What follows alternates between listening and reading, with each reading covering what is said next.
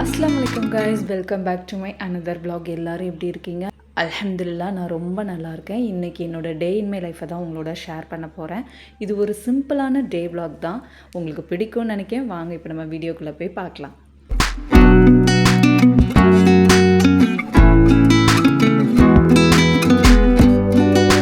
Actually இது Wednesday அன்றைக்கி எடுத்த விலாகு. ஹானஸ்ட்டாக சொல்லணும்னா அன்றைக்கி என்னோடய டே இவ்வளோ ஃபாஸ்ட் அண்ட் பிஸியாக போகும் நான் கொஞ்சம் கூட எக்ஸ்பெக்ட் பண்ணவே இல்லை. ஏன்னா அன்றைக்கி மார்னிங்லேருந்தே கண்டினியூஸாக நான் ஓடிட்டே இருந்த மாதிரி தான் எனக்கு ஃபீலாக இருந்தது. மார்னிங் அரௌண்ட் 5 o'clock நான் அன்றைக்கி எந்திரிச்சிட்டேன். அதுக்கப்புறம் நேராக போய் நான் கிச்சன் ஒர்க் ஸ்டார்ட் பண்ணிட்டேன். பிகாஸ் எல்லோரும் ஸ்கூல் அண்ட் ஆஃபீஸ்க்கு கிளம்பணும். இன்றைக்கி சிம்பிளாக ஏதாவது டிஷ் பண்ணலாம் அப்படின்னு சொல்லி தான் நான் பிளான் பண்ணியிருந்தேன். ஸோ முந்தின நாளே அதுக்கான வெஜிடபிள்ஸ் எல்லாமே நான் கட் பண்ணி வச்சுருந்தேன். அன்றைக்கி ஜஸ்ட்டு சாம்பார் வச்சுட்டு ஏதாவது ஒரு பொரியல் மாதிரி பண்ணிடலாம் அப்படின்னு நினச்சிருந்தேன். அதனால மார்னிங் எழுந்ததும் பெருசாக எந்த ப்ரிப்பரேஷனுமே கிடையாது. டேரெக்டாக கிச்சன் போய் ஒவ்வொரு வேலையும் கொஞ்சம் கொஞ்சமாக முடிக்க ஆரம்பிச்சிட்டேன். இப்போ ட்ரம்ஸ்டிக் சீசனால் எல்லா இடத்துலையும் அது அதிகமாக கிடைக்கும். எஸ்பெஷலி எங்கள் ஏரியாவில். ஏன்னா இங்கெல்லாம் பார்த்திங்கன்னா வீட்டுக்கு வீடு முருங்கை மரம் தான் இருக்கும். அதனால் வந்துட்டு அந்த முருங்கைக்கீரை முருங்கைக்காலாம் வந்து இங்கே நல்லாவே கிடைக்கும். அதை வச்சு இன்றைக்கி நான் வந்து முருங்கைக்காய் பொரியல் பண்ணி சாம்பார் வச்சிடலாம் அப்படின்னு பிளான் பண்ணியிருந்தேன். அதுக்காக முருங்கைக்காயை வந்துட்டு நான் குக்கரில் வந்து போட போகிறேன். மோஸ்ட் முருங்கைக்காய் வந்து குக்கரில் போடக்கூடாது. அப்படி போட்டோம் அப்படின்னா அது வந்து ரொம்ப குழஞ்ச மாதிரி ஆயிரும் அப்படின்னு சொல்லுவாங்க. ஆனால் நான் என்ன பண்ணுவேன் அப்படின்னா அந்த குக்கரில் போட்டு அந்த ஒரு விசில் வரதுக்கு முன்னாடி நான் கொஞ்சம் ஆஃப் பண்ணிடுவேன். அப்படி பண்ணிட்டோம் அப்படின்னா அது வந்து கொஞ்சம் குக்கும் ஆயிரும், குழையவும் செய்யாது. எனக்கு வந்து ஒர்க்கு சீக்கிரம் முடியணும் அப்படிங்கிறதுக்காக மோஸ்ட்லி நான் இந்த மாதிரி தான் ப்ரிஃபர் பண்ணுவேன். மீன்வைல் அப்படியே சாதமும் ரெடி பண்ணிடலாம் அப்படின்ட்டு அதையும் நான் பண்ண ஆரம்பிச்சிட்டேன். அன்றைக்கி அரிசி பேக் வந்து அன்றைக்கி தான் புதுசாக ஓப்பன் பண்ணோம். ஸோ ஓப்பன் பண்ணி அதுக்கப்புறம் அரிசிலாம் போட்டு அதை ஒரு வழியாக முடிச்சாச்சு.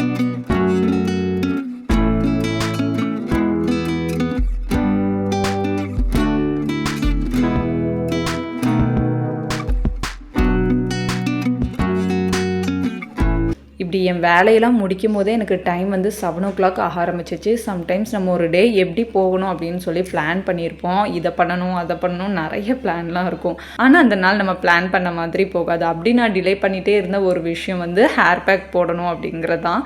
ஏன்னா இப்போ எனக்கு கொஞ்ச நாளாக ஹேர் ஃபால் அதிகமாக இருக்கிற மாதிரி பர்சனலி ஃபீலாக இருக்குது. அது ஸ்ட்ரெஸ்ஸாக இருக்குமா, பாடி ஹீட்டாக கூட இருக்கலாம். அதனால நான் வந்து ஏதாவது பண்ணணும் இல்லையா, நம்மளோட பாடியும் சில விஷயங்களை வந்து நம்மளுக்கு சிக்னல் பண்ணும் இல்லையா. அதுவும் இப்போ வெதர் சேஞ்சஸ், ஹீட்டு, அதனால் ஏதாவது ஹேர் பேக் ட்ரை பண்ணலாம் அப்படின்னு நினச்சேன். யூஸ்வலி என்னோடய ஹேர் அண்ட் ஐஸ் விஷயத்தில் நான் கொஞ்சம் எக்ஸ்ட்ரா கேர்ஃபுல்லாக இருப்பேன். எஸ்பெஷலி ஐஸ் வந்து ரொம்ப சென்சிட்டிவான பிளேஸ் இல்லையா. அதனால் நான் புதுசாக ஏதாவது ப்ராடக்ட் அது ஹோம் ரெமெடி ட்ரை பண்ணுறேன் அப்படின்னா ரொம்பவே யோசிப்பேன்.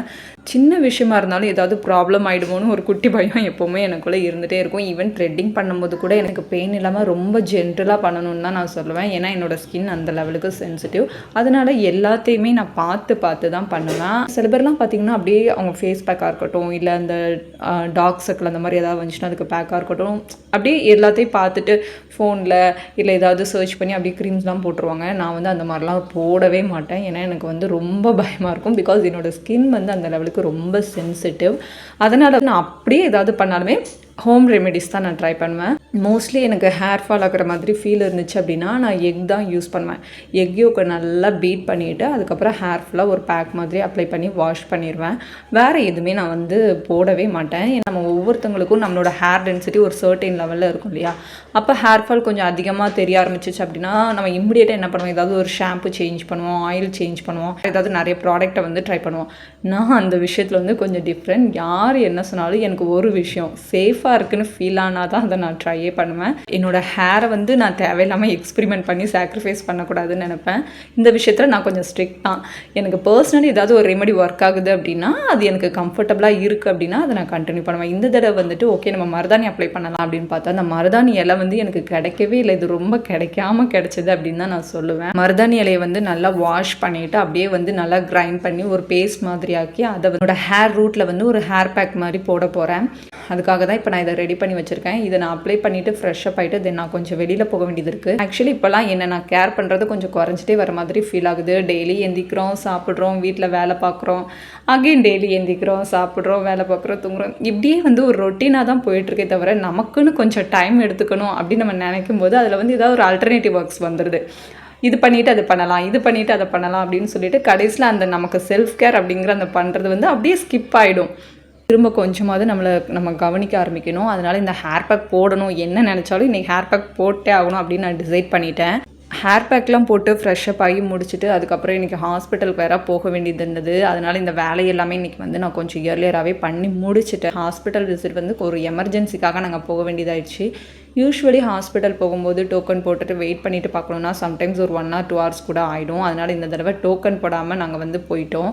நாங்கள் போன நேரம் நல்ல வேளை ஹாஸ்பிட்டலில் பெரிய க்ரௌடு எதுவுமே இல்லை. டைரெக்டாக போனதும் டாக்டர் கன்சல்ட் பண்ணி டெஸ்ட்லாம் பண்ண ஆரம்பித்தாச்சு.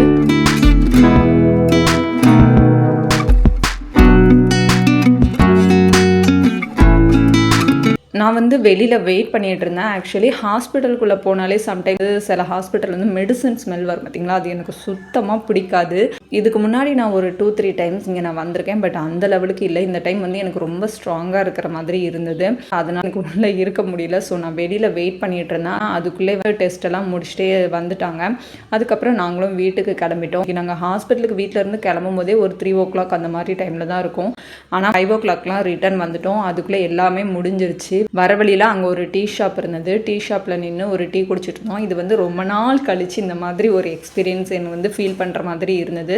ஏன் அப்படின்னா இந்த மாதிரி நான் வெளியில் போனாலே மோஸ்ட்லி ஜூஸ் ஸ்நாக்ஸ் இந்த மாதிரி ஏதாவது ஒரு ரெஸ்டாரண்ட் போய் தான் சாப்பிட்றது. ரோட்டு கடை டீ கடையில் நின்று வந்து குடித்து பல வருஷம் ஆகிட்டு. இன்றைக்கி வந்து அது கொஞ்சம் டிஃப்ரெண்ட்டாக இருந்தது, நல்லாவும் இருந்தது.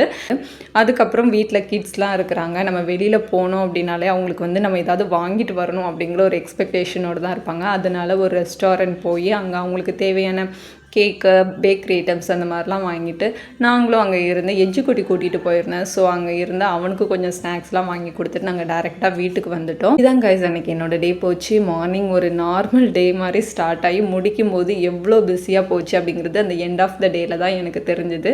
சம்டேஸ் நம்ம பிளான் பண்ண மாதிரி ரொம்ப ஸ்மூத்தாக போகும், சம்டைம்ஸ் அப்படிலாம் இருக்காது. இந்த நாளோட எண்டிங்கில் திரும்பி பார்த்தப்போ சின்ன சின்ன மொமெண்ட்ஸ் கூட எனக்கு வந்து ரொம்ப ஒரு குட் மெமரியாக இருந்த மாதிரி இருந்துச்சு. ஐ ஹோப் உங்களுக்கு என்னோடய வீடியோஸ் பிடிக்கும்னு நினைக்கிறேன். அப்படி பிடிச்சிருந்துச்சு அப்படின்னா மறக்காமல் லைக், ஷேர் அண்ட் சப்ஸ்கிரைப் பண்ணிக்கோங்க. இன்ஷா அல்லாஹ் நெக்ஸ்ட் வ்ளாகில் பார்க்கலாம். பாய்.